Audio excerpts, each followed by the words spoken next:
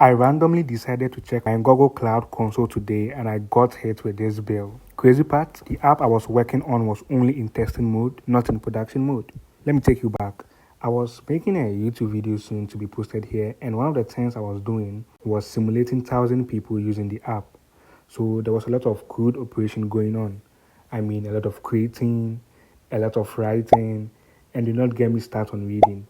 I initially was trying to make sense of how I could rack up this amount whilst I am in the testing phase. I mean, at this point, I was not done with the YouTube video and there was no way I was going to be able to continue because this was the monthly forecasted cost if I were to continue. And it will by far, be my most expensive YouTube video here if I were to continue. But then I remembered Firebase Emulators, which will make me continue testing and building to finally get the product and make the YouTube video. Now you may ask, why didn't you use that in the first place? The answer?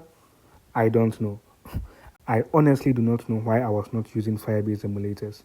I guess I was not expecting that much cost. I have worked and simulated 1,000 users using an app before, and it was nowhere near this cost. In fact, I had a competition once where hundreds of people were posting every meme in their gallery they could find, and the one with the many memes before a certain time won. And my cost when I used Google services was around $3. And I've been using Google Cloud services for a while now, and I've also tested 1,000 users using an app before, and I did not rack up a $17 bill. Learn from my mistake, guys. Please use Firebase Emulators. I know you rather code and ship like you are in production, but all it would take is you commenting a line and not having a $17 bill to pay for. We'll see you in the next video.